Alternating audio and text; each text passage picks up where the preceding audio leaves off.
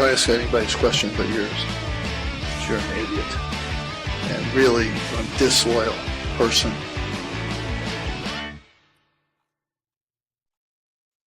I swear that the shirt that I first pulled out of the drawer was this red shirt. This is not on purpose. I am not showing my bias. Hello, everyone, and welcome to the Disloyal Idiots Podcast here on the Fans First Sports Network. Christian Guzman here alongside Steve Haller, and our special guest this week is John Arsenago, our resident lacrosse writer on our favorite sister site, newsmagician.com. As you can imagine, this time of year, the lacrosse talk will be indeed hopping, and it is on fire right now after one of the best quarterfinal weekends in men's lacrosse recent memory. We've got John here to break it down, especially since Syracuse is off to Memorial Day weekend for the first time since 2013. John, have you caught your breath yet, first of all? Yeah, absolutely. Just barely, and now into the soaking it in mode for sure. Enjoying watching the games today while soaking it in. Steve, I know as a non-traditional, regular, casual lacrosse fan, you caught the fourth quarter. What was it like seeing the tail end of that Syracuse-Princeton game? I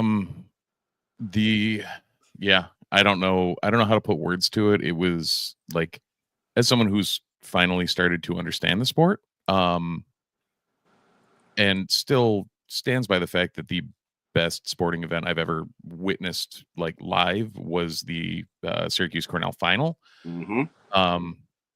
This weirdly ranked up there with it as far as the back and forth stupidity of like, I don't know what's happening and I love this.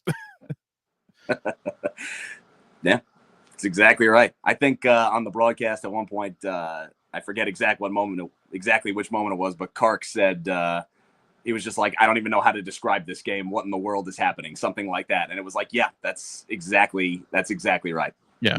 What's going on? Who knows? We're just trying to hang on for dear life. Well, and I showed up at the tail end of the third, like, Cuse had scored, and then Princeton answered going into the break. Yeah. And then the run happened, and it was like, oh, shit, here we go. Yeah. And then the rest of the game happened. Syracuse starts the third quarter on a 6-0 run. Chad Palumbo scores with 3 seconds left in the third to start a Princeton 7-1 run, and then Cuse scores the final 2 goals of the game. Mm-hmm. I mean, to give context again, like as well to just how insane this game was. This game was 11-10 Princeton at the half. Mm-hmm. The game prior was Cornell Richmond, and that game was 13-12 at the final. Right. Yeah. Yeah. I mean, 37 combined goals, over 90 shots. I mean, and that's with awesome stuff. Call me crazy, but having not watched as much lacrosse as you guys, do that many shots ring off the pipe every single game? Because holy crap. There were 4 pipes in that fourth quarter by Syracuse. 3 of them in the final 2 minutes. It was 3 of them on like one possession. Yeah. It was all the same possession. Yeah. Mm-hmm. It was insane. Absolutely insane. It was. Oh man. Your final shot total is Syracuse 51 and Princeton 42. Mm-hmm. I mean, the shots alone in the first quarter were Syracuse 17, Princeton 10. Which, if the shots are already that in the first quarter, we're heading in for a wild one. Yep. Before we dive deeper into this Syracuse-Princeton game, it's important for us, because we haven't had a lacrosse podcast in a bit, to illustrate how we got here. Because we go to the start of April, and Syracuse has a lot of momentum behind it at the start of April. You just come off a good road win against Virginia, who was trending downward, and then you pick up that big dome win against Notre Dame. It's the 2-time back-to-back national champions in the dome, and you beat them pretty convincingly in the dome. Mm-hmm. But then after that, it's 3 straight losses to end the regular season to Cornell, to Duke, and then North Carolina. Mm-hmm. John, how do you conceptualize how different that Syracuse team is to end a regular season to where we are now after winning the ACC tournament and now 2 games away from a national championship? Yeah. I think it's a team that finally, the way I thought about it at the ACC tournament was just saying to myself, they finally woke up is the way I thought about it. That 3-game losing streak against all really good teams, not like, there was great competition. So it's understandable, but I go back to that Duke performance, that first Duke game where they kind of came out and sleepwalked in that game, lost 11-7, just got run off the field by Duke basically. And it was a performance for me that really just had me questioning the motivations of the team in terms of why they came out the way they did and lacking the fire that Duke had in that game.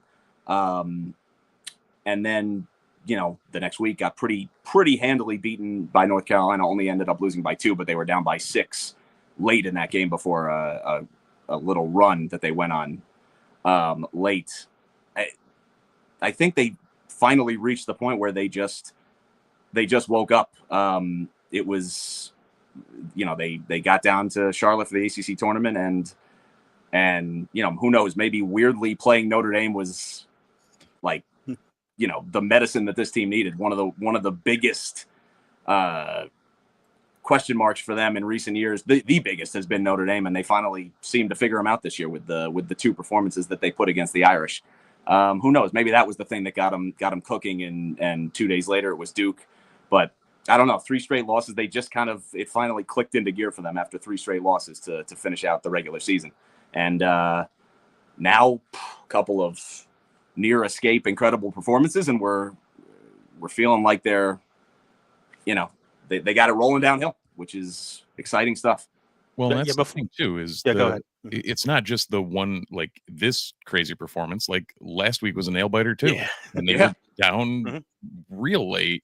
Yeah, and it's has Gate gotten the team to buy in and things to kind of turn around, or is it more of a?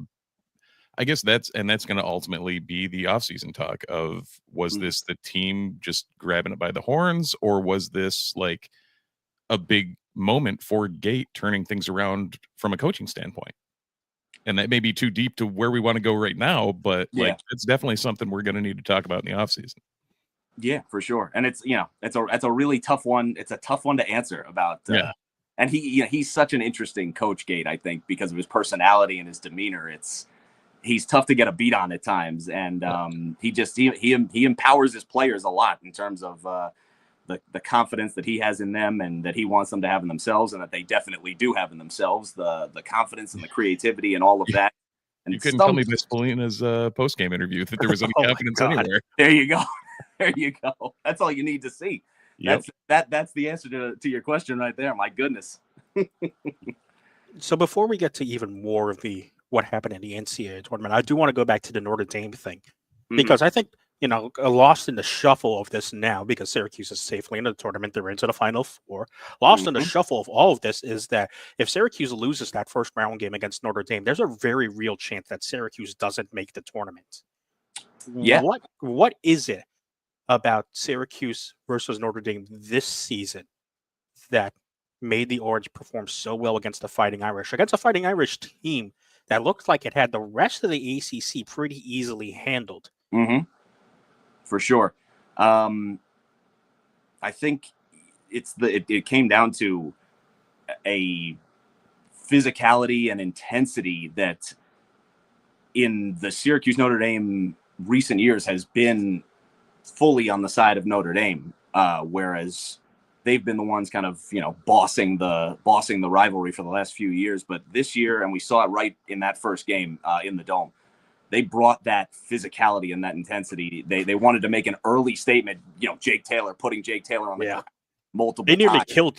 killed Jake Taylor in that game. I know. And, it's funny because later in that game, Jake Taylor picked up a late hit penalty on, I might have been Jimmy McCool starting and clear something. He like slashed someone, late hit, and Corrigan took him out for, I'm not sure I think that was the same instance. Corrigan, for an undisciplined play, took him out, kept him out for a little stretch there in the fourth quarter.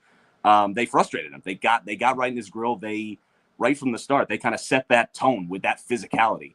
And yeah, again, it set the tone for that matchup, and they kind of continued it in the second one. And, I don't know if it's the personnel bringing in someone like a Michael Grace this year, a veteran who's had a lot of success and is a big physical dude, the way that he plays. I know he's a leader in that locker room, so I'm not sure if it's, just comes down to something like that, bringing that kind of a presence in. But, it was a big change this year. And, perhaps the fact that Pat Cavanaugh was gone, and while Chris was still here, I mean, Pat Cavanaugh averaged in recent years, 8 or 9 points a game, or he had those multiple times, 8 or 9 points against the Orange. So, this Notre Dame team, we saw it. We saw it today. They went through about 4 or 5 games where they went through these long stretches of not being able to score. And no one did it better than Syracuse in that first game, almost 40 minutes without the Irish offense being able to put one home. Their offense would go into those dark periods, and it happened in both games, both Syracuse Notre Dame games this year, and that's why they were able to put them away. Yeah, that's the reason. Also, like you said, that's the reason why Notre Dame's out of the tournament, because they failed to score for the final 20 minutes. Exactly. Against Penn State, and the Navy Lions make an incredible comeback. Oh, incredible, unbelievable, and it was an appropriate way for Notre Dame's season to end, because, like I said, it happened against us, North Carolina, Virginia, Penn. They won all those other games, but they still had these big scoreless droughts, and when you make a habit of that, eventually it bites you. So let's get into the NCAA tournament. And as Steve alluded to, we don't get to this crazy game against Princeton before having to tackle another Ivy League opponent with a crazy game against Harvard. And if you go back, I think a lot of people, there was a lot of nerves early on in the season as well, because Syracuse had lost this Harvard game also in the Dome. It would have been the crazy stat that everyone was throwing around. It would have been the first time since 1918 that Syracuse would have lost to the same opponent twice in the Dome, and that opponent was the Onondaga Nation, which is really, really, really, really funny. And Harvard looked for a good part of both games that they would be on track to do that. Yeah, and it's amazing to see. I think, like Steve kind of alluded to, past recent modern Syracuse teams, I think would not have been able to make that comeback in the Dome that they did against Harvard on the opening round. Agreed. I think there's definitely an added toughness to this team this year, and we've seen it multiple times, doing things that they would not have been able to do in the past. We were just talking about the Notre Dame games. That's something that they just haven't been able to figure out at all in recent years, and they had their number this year. We've seen them do it. This Harvard game, just keeping a cool head about things. I think that's the part of Gates' demeanor where it becomes the biggest positive is the level-headed, we're never out of this, let's just do one thing at a time and we'll get back into it. And that's the exact description of what happened in that fourth quarter against Harvard. And Harvard made some mistakes, and they punished them in a big way. What was it? 6 unanswered? It was. Yes. Yeah. It was 6. It was 6 unanswered, and 5 of them were in a 2.5 minute stretch. Yeah. Because that's normal. I mean, and the big thing, it starts with that unreleasable penalty to Owen Guest. Yeah. That was the big. Oh, by the way, speaking of the physicality of the Syracuse defense frustrating an opponent, Owen Guest was the player they showed earlier in the game, was getting in a little bit of a back and forth with somebody, and Michael Grace was really getting into him physically. He was jabbing him in the midsection a little bit, and he was knocking him in the helmet, and just like little things just to get under his skin a little bit. And who knows, but he did end up being the player who came up and uppercut Spallina to get that unreleasable penalty. And so, who knows? Maybe there is a correlation there with them frustrating him. He makes that mistake, and then Syracuse does something that basically you never see. You see these unreleasable penalties, but to score 3 goals in a minute of an unreleasable penalty, you always, the announcers will always talk about it. Well, this is a big opportunity for the team that is the man up. Unreleasable penalty. You can string some goals together. But very rarely does it actually come to pass that way. If you can score a goal, that's great. If you could score 2 goals, that very rarely happens. To put 3 away in 1 minute, the impact of Johnny Mullen, make it, take it, boom, boom, boom. I mean, you just absolutely never see that. 3 goals in a minute, unreleasable penalty, and they did it at the absolute perfect time. Exactly what they needed. Crazy. Mullen is something. let's put it that way. He's something. Yeah. For some reason, actually, I have a good reason. I have a good idea why, but he actually lost the face-off battle to Andrew McMeekin this week. But I mean, last week we knew it was going to for Harvard. It wasn't going to be good because Harvard was one of the worst face-off teams in the nation. Right. And it showed when Mullen goes 24 of 28 in this game, and also only loses 4 in the previous game against Harvard. Right. Those numbers, the 2 Harvard games are absolutely unbelievable. And how does that happen? How do you lose those games with those numbers? I know. Or how do you lose that first game and almost lose the second? I know. I mean, I think it's always weird, but I think it boiled down to, it was McCool's worst game. He got benched for Ippoliti in that game. And then the offense really made some careless. They didn't make like a ton of turnovers, but it was careless mistakes that gave away that extra possession, and they weren't able to capitalize enough. So, it seems unbelievable to go 28 of 32 in that first game and lose, but you gotta give away a lot of advantages. But Johnny Mullen can only do so much with earning that possession. And fortunately, they corrected it the second time. Yeah. Not to get too negative, but what do you make of Jimmy McCool right now? Because he was coming into the NCAA tournament hot. ACC goaltender of the year, had some really great games in the ACC tournament. The games to end this season, especially thinking the North Carolina game, could have gotten way more out of hand if McCool isn't making the saves he's making. For sure. But against Harvard and against Princeton, I know both are great offenses because that's what the Ivy League is this year. But he's under 50%, well under 50% in save percentage on both those games. Yep. Very interesting. And I think, I don't know if this is just an oversimplification, but you just mentioned the Ivy League this year offensively. I wonder if it does come down to that, because I saw this earlier today. I think I hope I'm getting this right. I'm at least close to getting it right. McCool this year, I believe, has 4 games in which his save percentage has been under 50%.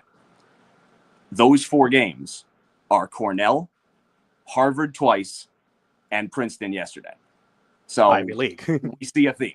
All 4. So he's 0 for 4 in terms of 50% against the Ivy League, and I think he might be perfect against everybody else in terms of being above 50%. So yeah, and I'm just double checking those numbers, and you are indeed correct. He is literally only under 50% against the Ivy League this year. So, I mean, could it possibly just boil down to that and the incredible offenses? I mean, Princeton, they have an incredible offense, tons of players all over the place. I think he did pretty well yesterday, despite the 12 saves, 18 goals against. Of course, a game like yesterday's game, that's old school Syracuse Princeton, throwing it back to the 90s, 2000s. Really, the 93 shots in the game, fast and furious kind of stuff like that. That's an ugly situation for goalies. Bad numbers save percentage wise, but he had some really good saves, some crucial saves after Hiltz's goal to take the lead. He had 2 big saves on possessions after that just preserved the game and just kind of turned it into a clearing and run the clock out situation for Syracuse. He not good by the numbers, but made some tough saves early in the game too. So I think coming up against a non-Ivy League team in the Final Four, maybe that'll be just the ticket for him. I think obviously potentially Cornell looming should we get there. Yeah, but that becomes a whole other question. I mean, the semifinals are a different opponent entirely, and we'll get to them because it's just such a the play styles. It's so drastically different. Completely. And we'll get to those. We'll get to those guys in a bit. Yep. Yep. Because yeah, go ahead, Steve. Oh, I was going to say the end of that game. I'm glad we lived up to standard Syracuse protocol in all sports. Oh yes, Mhm. yes, yes. With that, well, especially with the offside at the end of the game, where I was just like, Yes. for one, nobody knew what the call was, and for Yeah. two, everybody's sitting there like, so they get 6 seconds on the clock now, and I know. you definitively my wife's sitting there next to us. We were watching with a couple of friends, and she's like, "Oh, it's 6 seconds. They can't do much." I'm like, "Listen, just they don't call it the fastest game on 2 feet for no reason." There you go. That's exactly right. Like That's you can do some damage here. And she's like, "No, they can't." I'm like, just don't. Nope. Yeah. Like the And we- perfect and- game. and- You and don't we've- talk about it. And we've seen That's Palumbo right. in that game already doing the craziest things in the world. Like you don't Right. expect him to do more. Exactly. Exactly. Hold that thought. Just 6.5 seconds. And then they couldn't pick the ball up, which I'm fine with. That Sure. worked. That was good. And I'd say we're lucky that we went offsides when the ball was already behind Deep. Princeton's Yeah. goal. So it's like, Yeah. okay, Mhm. it is unlikely even if they connect on the Right. passes. If it was closer to midfield, that's a real trouble situation. Mhm. They're getting a shot off if it was closer to midfield. So at least we did that. Yep. It seems that you can never just run a game out cleanly. There's always got to be a turnover. Doesn't matter what sport. Doesn't matter what. Yeah. If you have that S on your Yep. jersey, you are gonna find a way to screw up in the last 20 seconds or so. Yeah. Look at the Harvard game. We had to go to overtime because Sammy got stripped on the double team, and Harvard goes the other way. And God, what a moment that was! But can never be fully clean, but it's okay. Yeah, It's and all then good. you get into the Princeton game. It's a firestorm of a start between the two teams. Yep. And you mentioned them. Let's go like in chronological order of the things that happened. Mm-hmm. Syracuse and Princeton are jabbing back and forth. It's 11 goals for Christ's sake in the first quarter, which is incredible. Yeah. And then all of a sudden, Syracuse jumps out to a 2-goal lead because Julie Spallina decides, "Hey, Colin Molshine can't cover me. I'm going to run past him." That's right. How impressive is that to see from Spallina, who, again, I mean, he mentioned it in his post-game press conference. A lot of people don't see Spallina as a dodger, Right. or at least an effective dodger, just because of the position that he plays on the Syracuse offense. For sure. And I think he did something with that level of consistency that I don't think we've seen from him to just time and again be going right past Colin Molshine with basically no resistance, just getting right past him, getting the look he wants to, and of course he's going to put it away. It was an unbelievable performance from Spallina. And what I love is he beats Molshine 4 times off the dodge in the first half. After the 4th goal, they make the switch, and he turns his game in the second half into the more of the feeder role, and he ends up with 4 goals in the first half going against Molshine, 4 assists in the second half, playing that feeder role. And it was an incredible, spectacular performance, and love because of what he did in the first half, he's able to draw some slides. The game-winning goal, he drew just enough attention away from Hiltz to get a little more space, and as we know, Hiltz needs virtually no space with the way and the quickness with which he operates on the field. Just an incredible job from Spallina. I think given everything that the moment and all of that, like this was a new best game of his career. I think 8 points, different ways in the 2 halves, just dominated the game. Incredible stuff. And that's something for him. I know Christian and I have talked about it. Like on the surface level, you do see the criticism of him not showing up in big games. Mm-hmm. And this easily quieted any of that, like he alluded to in his post-game presser. Like right. when you can show that you can turn on a dime from, one offensive threat to a completely different offensive threat. Yeah. I'd say you live up to your billing.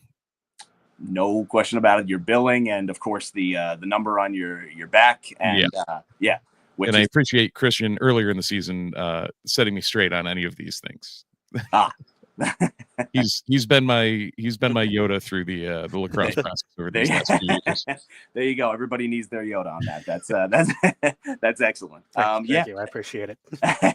And yeah, which goal is it? I forget which one it is, and I'm pretty sure you'll remember, John, where someone takes a shot. It's either Leo or Roa, fires it well over the bar, and Spolina has an insane reaction to just catch it at X first. yes, Because that shot's coming in at least 100. And somehow behind Hex, he catches it, so he prevents the restart, and then feeds on the crease for the goal. that's right. Yes, it was. I think it was in the third quarter. Let's see. Yeah, third quarter. Yeah, I think it was Roa took a shot over the goal. An incredible catch by Splenda. They showed on one of the replays an angle from the end line where we could see it, and it was coming right up at his head, and he kind of just moved his head back into the left, catches it, or knocks it down enough, and then immediately finds Finn, and Finn with the quick stick. I mean, that's just wild stuff. And it was actually the second time in the third quarter that he had done that. Yeah. He had done it on a shot earlier, and I don't think it didn't lead directly to a goal, but it kept the possession moving quickly.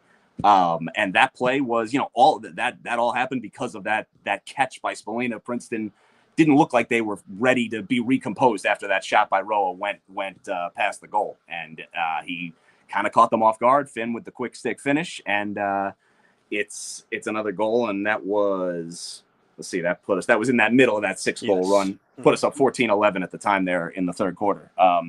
Yeah, that's I mean, you basically never see that catching 100-mile-an-hour shot. And he did it twice. He did it twice in the third quarter. Amazing. For the record, also explaining retaining possession off a shot to people is somewhere near impossible. Can confirm. And the whole closest to the ball rule. Yeah. That's Do you remember? Oh, sorry. No, go. I guess I remember you. I know, John, you watched the Cornell Richmond game also. Yes. And just imagine trying to explain to someone the picture of the 3 Richmond defenders diving to the sideline for the ball. That's right. Yeah. Man. My point during the game was when, I can't remember, somebody late in the fourth completely skied one. Just from the top, ball was probably 30 feet in the air. It just came off the stick completely wild. Yes. But it was still a shot, and ended up flying over the goal. And the 2 of the people that were around were like, okay, so now why do they still have the ball? I'm like, well, I don't even know. Like, put a stick in this one. We'll figure it out in a minute. Yeah. I'll explain it when we're not watching this. That's right. Too intense. There's absolutely no time for this. Yeah. We'll come back to that. Just accept that it is what it is for now, and we'll come back to that. Yep. Just know we have the ball. It's going to be okay. Yeah. Yep. Oh, man. Love it. So I promise we will get to our Syracuse, Maryland preview in a bit. We will take a quick break and then talk about something else before we get to our Syracuse, Maryland preview, because this quick break is sponsored by Home Field Apparel, the sponsor of the podcast. You can go to homefieldapparel.com right now and get your comfiest throwback gear, and that is all Syracuse apparel or school of your choosing, and you can use the code NUNES24, NUNES24, for 15% off your very first purchase at homefieldapparel.com.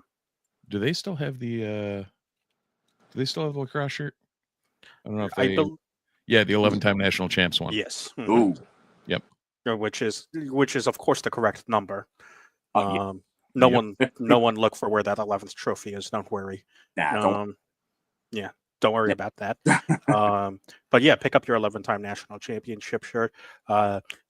Be on their waiting list when they inevitably restock their bomber jackets, so you can get one of the bomber jackets like I do, or any of their other comfy stuff at homefieldapparel.com, and use the code NUNES24 at checkout for 15% off your very first purchase at homefieldapparel.com to get the swanky 11-time national championship shirt that you see on the screen right now. That's a beaut. Love it. Syracuse is looking for 12, and they're off to Foxborough.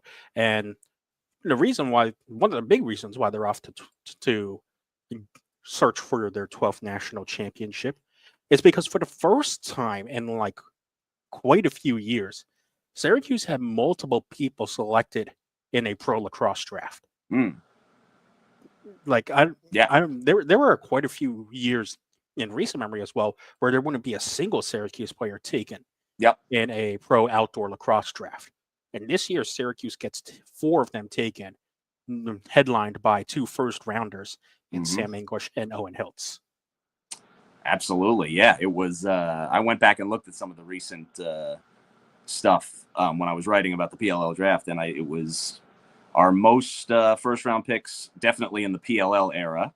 The 2 first-rounders, and then the 4 guys drafted. That's the most going back to, I believe it was 2016, the last time we had that many. So yeah, we're going back a decade to the last time we had that many guys taken in a pro draft. So that's very exciting to see if you're a Syracuse fan, because the hope is that it breeds more of that coming down the pipe. It certainly will for next year's draft, where we're going to have 4 is going to look like nothing next year. With the Spallina class and that whole group, but the hope is that it breeds more of that moving down the pipe. So very, very exciting, and very well deserved for a bunch of dudes who make a huge impact on this team, especially Sammy English and Owen Hiltz. And then the other 2 players are 2 defenders, Carter Rice at short stick defensive mid, and a guy that I want to focus a little bit more attention on before we get to our Maryland preview. It's a guy you've talked about multiple times in Michael Grace. Yeah. 2-time Division III national champion. His previous school, RIT, is heading to the championship to take on Tufts, I believe. And there's a lot of reason why I think a lot of people were excited to have Grace come in at the beginning of the season. And now he's slotted in really nicely to pair up with Dwan and Figueres in that close defense position. Yeah. No doubt. I mean, they have been making that work all season. They complement each other nicely. Grace is really good at playing kind of the interior defensive role and mucking things up and scooping up ground balls, which he's fantastic at. And he's just a big physical defensive player who's basically pro ready. That's what they were saying about him when he came in to us when he transferred to us last summer. The guy's pro ready now. Really good indoor player too. So, he's just a force back there, and he's had a great season. And Figueres and Dwan too. They have been quite the trio there. Reading your article and just looking back to the last time Syracuse had 4 players taken in a draft, and reading those names just so nostalgic. Dylan Donahue, Brandon Mullins, Warren Hill, Tim Barber. Man. Yeah, I know it. Good stuff. Good times. We're thinking about that. Oh, excuse me, Christian. Yeah, go ahead. We're thinking about that recently too, because first Final Four since 2013. So we're thinking back to that era and the players that define that era a lot recently. So it's good. It's good to be getting back to that. And definitely, you mentioned there's a ton of quarterfinal teams as well in that era, even last year. That you feel like Syracuse had the horses to potentially make it to a final four, especially with some of the rosters they had. I mean, I specifically think the 2015, like that team should have absolutely made a Final Four and just somehow could not figure out Johns Hopkins. Yeah, no question. Yeah, that one, that's a tough one. That was an incredibly talented team up and down the field. That one, that's one of the big ones. That kind of defined most of the 2010s for Syracuse, was those after the back-to-back titles that ended the aughts, kind of those postseason failings, being a 1, 2, or 3 seed and just not getting it done in May to fall short of the Final Four, except for 2013. But this year finally brought it back with a couple wins. So, well, and that's kind of a funny thing to think about too, of like the irony of 2013 between what it meant for lacrosse and for basketball. Yeah. So kind of both of them hit that downward slide almost right after that. Yeah. And there was the fluke Final Four that basketball had that I don't think anybody could tell you with a straight face was remotely deserved.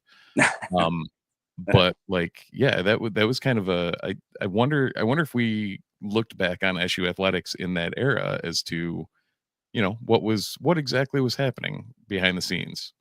Interesting. And, I mean, perhaps not so coincidentally, it was, not long after that 2013 that we joined the ACC. Yeah, that was the year. 2013 was our first year, right?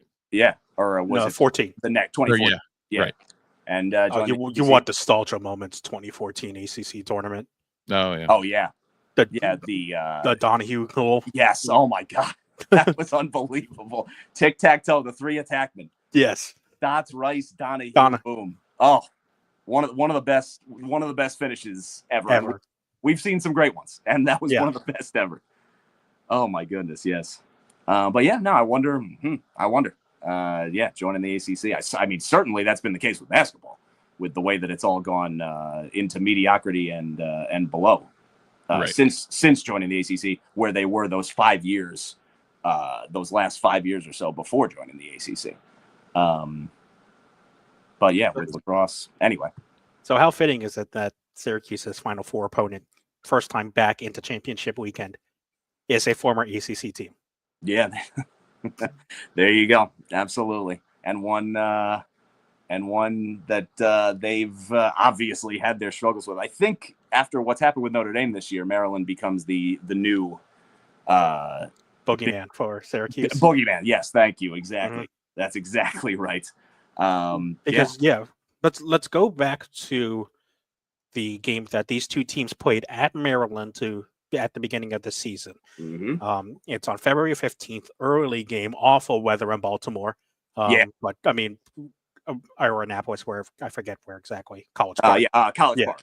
Yeah, but like awful weather in Maryland. It's a gloomy day in the middle of February. Drizzly, rainy, cold. I mean, and then when you look at the stats, so Syracuse loses this game 11-7. But when you look at the stats, the teams are very, very similar. McNaney and McCool take 12 saves each. Syracuse only loses the turnover battle by 1. Each team has 1 failed clear. Syracuse wins the ground ball battle only by 1. The faceoffs are dead even. There's really 2 areas where Syracuse falls behind in Maryland, and it's that Maryland converts on 2 of 3 of their extra man opportunities, and Syracuse only gets 1 extra man and doesn't convert. And then the other one is just shots on goal, because Syracuse wins the shooting battle 41-32, but shots on goal, Maryland is more accurate at 23-19. It's a very close game, John. Like, how do you kind of differentiate how Maryland, for all intents and purposes, dominates the second half, because they outscore Syracuse 7-2 in the second half? That's right. There was even Syracuse had the lead 5-4 at the break, and Maryland came out and adjusted much better. I think it comes down to what it usually comes down to with Maryland, which is their overall discipline, efficiency, and the way that they play defense against you. They're always kind of a team, and you alluded to it a while ago when we were talking about how different the next opponent is. They're a team that grinds it out on you, do just enough offensively and shut you down defensively. So I think that the difference was just the Maryland defense. And I think you see it, just as far as the numbers are concerned, you see it with those shots. And you just mentioned it, 9 more shots for Syracuse total, but 4 more on goal for Maryland. 41 shots for Syracuse, only 19 of them on goal, less than half. That's a product of a Maryland defense that is incredibly disciplined and frustrates you with that level of discipline to the point where we've seen this happen with Syracuse: work a long possession, not be able to get very much, and end up having to take a shot that is too far away, or from not a good angle, or with guys draped all over you, something like that. That becomes a brutal formula, especially when you then also have Logan McNaney as the backstop, just to top it all off. So that second half, came down to the Maryland's defensive intensity, and that's what it usually comes down to in a Maryland game. And that's, from again, going back to the third party observer here that doesn't know his ass from a hole in the ground, looking at the box from this weekend, 9-6 dogfight against Georgetown. Oh, absolute dogfight. Oh my God, that game. That was. We go from our game, who is nobody knows how to play defense, and it's just an offensive showcase, to that mess of whatever the hell it was. Yeah, which was actually everyone knows how to play defense. Right, exactly. It's just like exactly. Yeah. So, are we talking like an unstoppable force, immovable object type thing going on here of like high powered offense against stingy defense, and where's it going to go? For sure. The different styles of play. Absolutely. And that'll be the focus is our offensive end, their defensive end, but it honestly extends to like the entire way that they play. These two teams, Maryland and Syracuse, are just extremely opposite in from the head coaches on down. The way that they operate as head coaches, we talked about, Gate is very empowering his players, the ultimate confidence and creativity and all of that. And Tillman is definitely he drills the discipline. Drill sergeant type. For sure. He drills the discipline of what needs to be done into his team, and that's how they play. And so it's I guess the looseness and creativity of Syracuse versus efficiency of Maryland. I live in Camillus, so the Mike Messier of it all is very much There you go. That's right. That's right. Well, close to home for sure. Yeah. Well, remember, Tillman was an assistant for a decade at Navy before he starts his head coaching career. So I think we know where we know where he gets it from. For sure. And especially remember, he's part of Navy in that 2000 stretch where Navy is one of the dominant programs in the country. Yeah. If you remember 2004. Of course. That's right. Yeah. That's that. I like to remember that one. That one won very well. Oh yeah. That one won well for Syracuse fans indeed. Absolutely. Mikey Powell's last game of his career ended with a title. Just a crazy game. Yeah. Incredible. I remember being a kid watching that game for sure. So we get to this Maryland team. We've already mentioned about its defense. How does Syracuse try and solve Logan McNaney? Maryland's coming in with the best goalkeeper in the nation. He makes 12 saves and only allows 7 against you the first time that you face him. This is a guy who came in, didn't even get a starting spot out of his freshman year, earned it after getting a couple of chances early on in the season, and all of a sudden he's a freshman goalkeeper winning a national championship his freshman year. Yeah. How do you or can you try and stop McNaney? I think the biggest thing is you have to be able to get the best looks for yourself on him as possible, because this was something that Notre Dame has always done and did when Liam Entenmann was their goalie with their incredible defense. Was the defense on its own was so good. The 6 field players in front of you, they would force you to take these bad shots, and then you're shooting on the best goalie in the country. And it was just a brutal combination. And that's the kind of thing that Maryland does. McNaney is so good, and especially so good come May. He's clutch. He's a big game player. The most outstanding player of that 2022 Final Four when they went undefeated that year. And so I think it comes down to giving yourself the highest percentage looks against him that you can.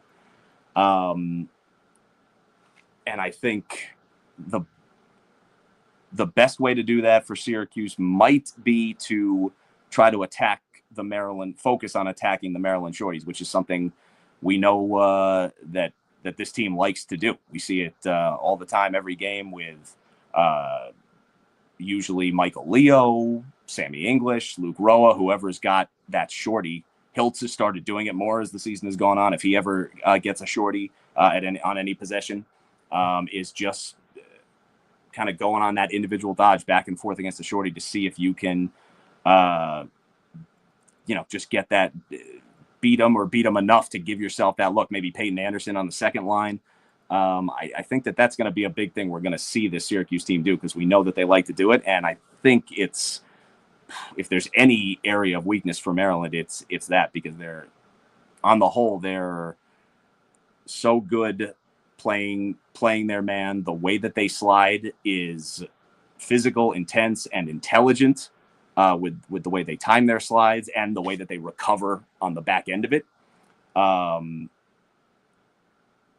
So, that's what makes them so tough.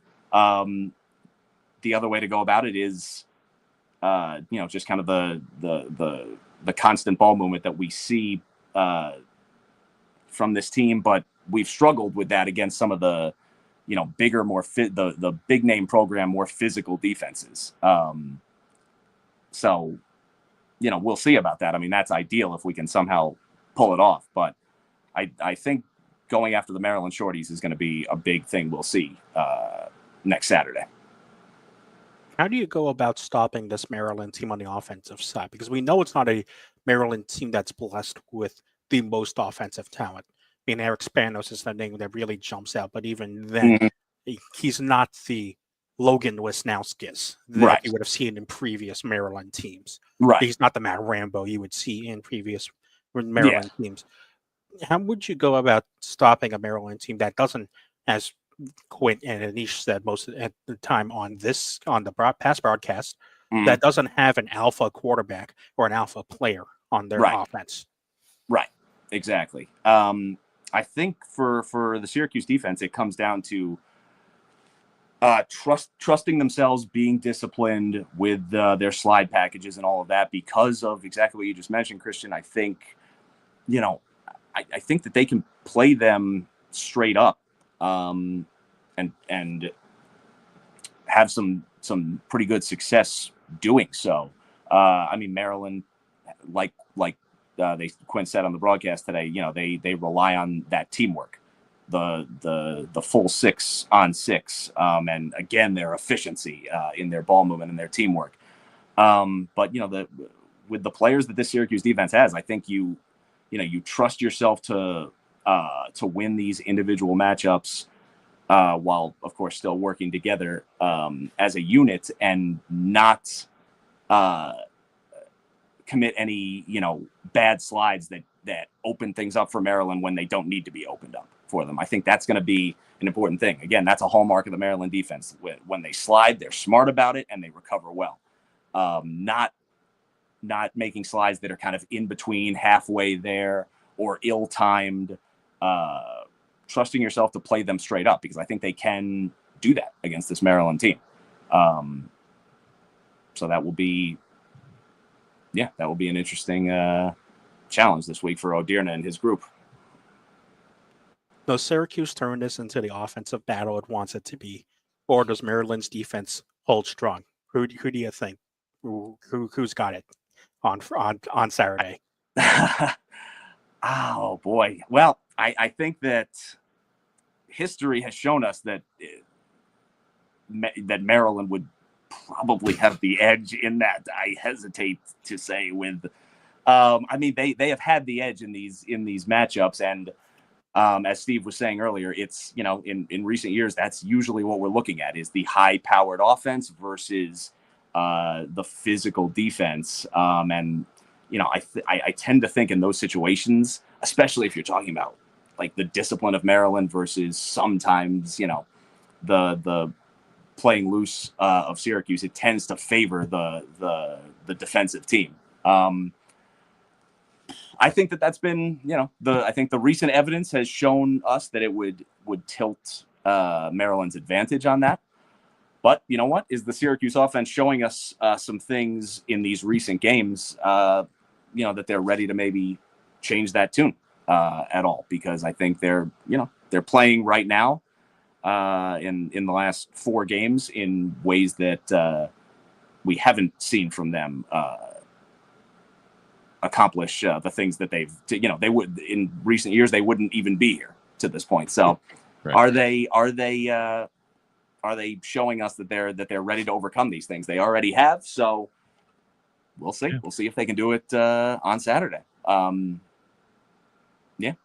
There's always, there's always a bit of truth to any of the old adages or whatnot, and the offense wins games, defense wins championships. Like that's no matter what sport it is, that always kind of rises to the forefront. But Yeah, in a one-off, you never know.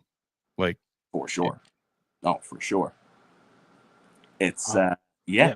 It'll be an interesting test of that this weekend if they coming up against Syracuse, and well, we hope it's not an interesting test of it if we can take care of them, but who knows if they were to meet Cornell. Beyond that would obviously be another defense offense situation. So hoping to disprove that next weekend. That'd be nice. Yeah, I know I'm putting you on the spot here. Who do you think takes it? Saturday's game. Yeah. You know what? Why not? I'm gonna say we are ready to stop. Listen, this has been a season. How about this? This has been a season of turning over a new leaf for this group of players. These last 3 years, it's been all about building year over year in the Gate era. We've built all 4 years, and we've done things this year. We've already mentioned it. This team has done things this year that they haven't done in years past.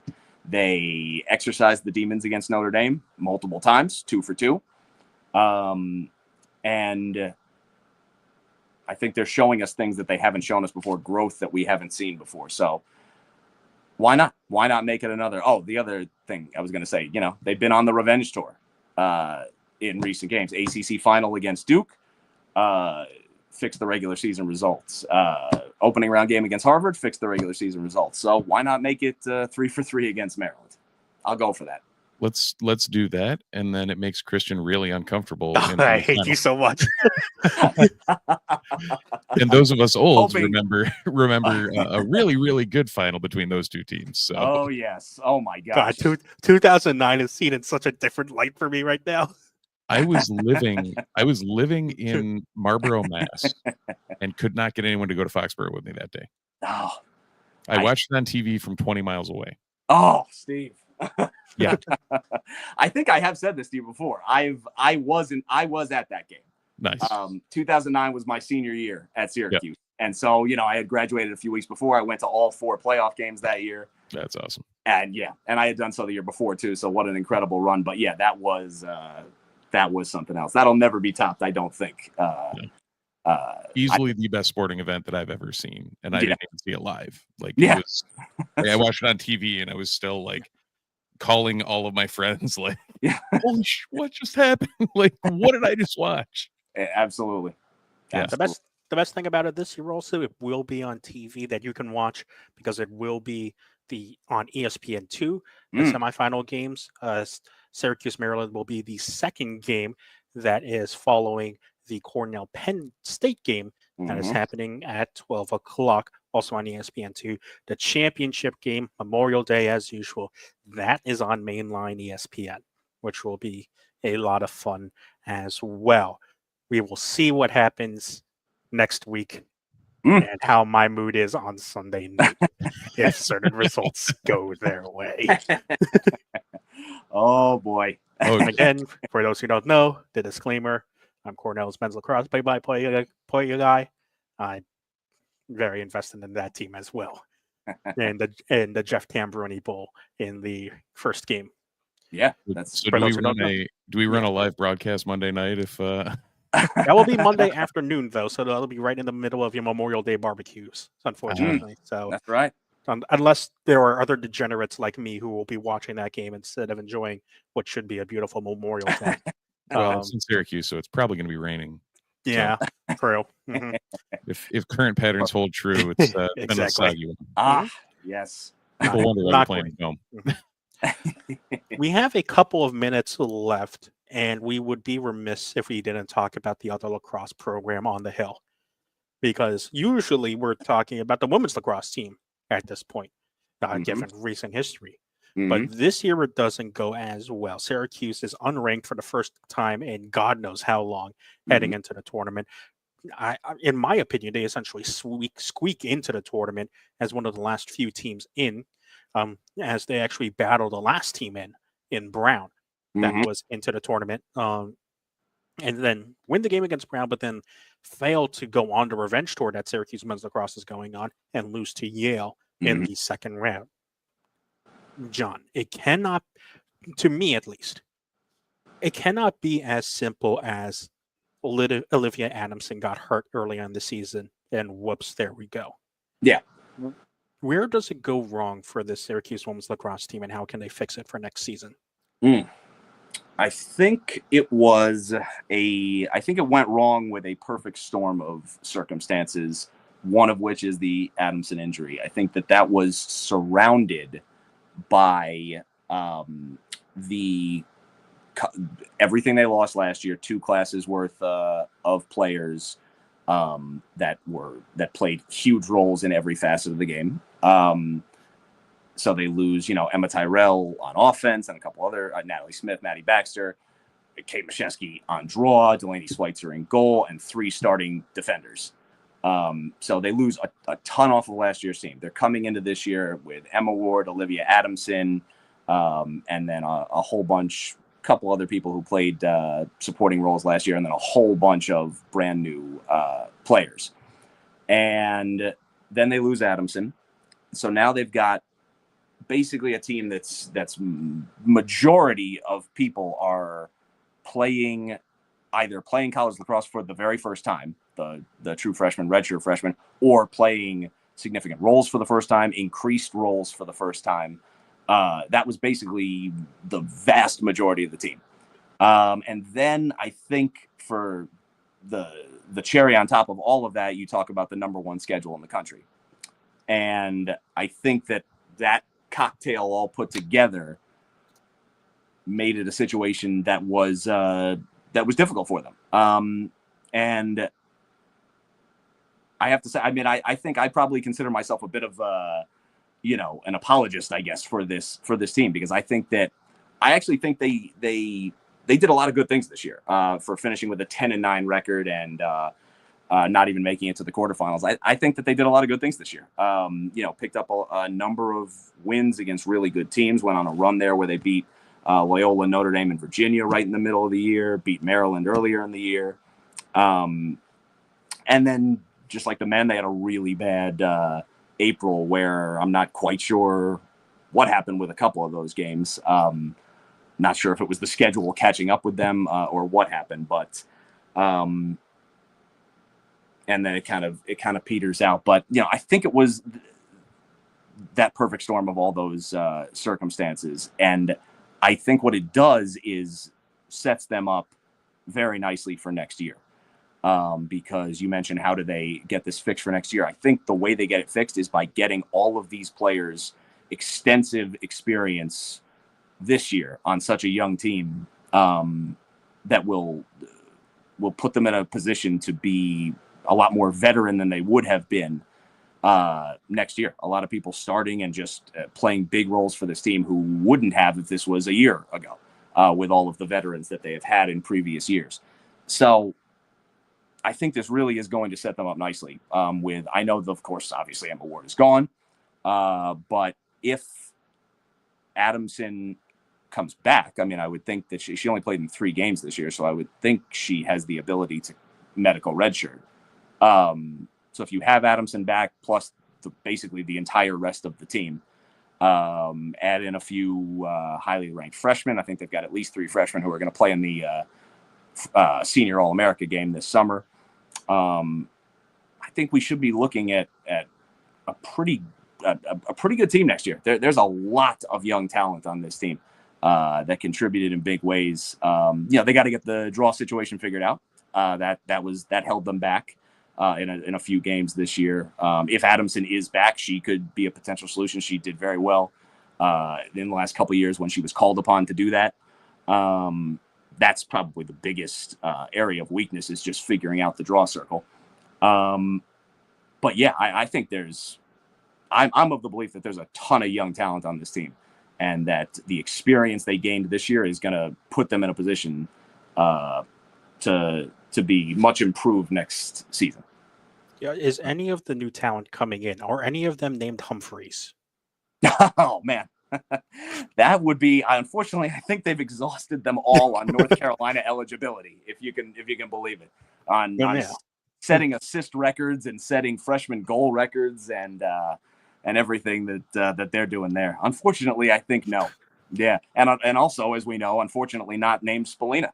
Yeah, because Clemson took that last name on the women's side from us, so that's a thing, unfortunately. And that reduced what was an unbelievable next year's freshman class, but it's still, they lost Alexis Spallina and then one other player who I think is a fellow Long Islander, but they've still got a couple of 5-stars and a couple of highly ranked 4-stars coming in for next year's team. So, and I think for those players, I mean, it's great that they're highly ranked. I think it might be tough. We'll see, but it might be tough for them to get on the field because of everything that we've got coming back offensively. So, and all everywhere defensively as well. So yeah, we shall see. we shall indeed see. But for the men's season, for the first time in quite some time, we can say it's not over because they will be playing on Memorial Day weekend. Syracuse is going back to Foxborough to play in the Final Four. Can they defeat Maryland and make it to the championship game to also, for the first time since 2013, play for a national championship? It should be fun. It will be less fun if it's against Cornell. Well, we've got the Jeff Tambroni Bowl on Saturday. Could we have the Christian de Guzman Bowl on Monday? We'll Side note, I don't think anyone's beating Cornell. Sadly, I do kind of think that. This does feel like a Cornell. Now that that pesky Richmond is out of the way, we'll see. I think the only team that can match Cornell is Maryland, and that's because of their defense. Yeah, I think that Syracuse's defense and its offense, I don't think, can match Cornell. But if that situation arises, we'll talk about it next week. We will, indeed. I'll be happy to test that out. I'd be more than happy to see it. I'll be happy to invite John back on here next week should we arrive in that position. Yes. I will be less excited if it's somehow Syracuse Penn State, but let's not think about that. That will do it for this week's edition of the Disloyal Idiots podcast here on the Fans First Sports Network. I want to thank John Arsenago for joining us here on the Fans First Sports Network on Disloyal Idiots. You can go check out his work about everything coming up for Final Four weekend on our sister site, nunesmagician.com. Be sure to check it out over there. If you're here watching us live, most weekends on Sundays at 8 p.m. That's when we run these live streams on Twitch, Twitter, and YouTube. Go check us out there. And if you're listening on your podcast platform of choice, you can follow us along, leave a like, rating, review, subscription, leave a comment so that we can trick the algorithm into expanding the Ottoman Empire. For the first time since 2013, it's a Syracuse team in the Final Four men's bracket. That's good to say. Yes, it is. And you can imagine a lot of people in Foxborough will be saying, "Go Orange." Go Orange. Go Orange.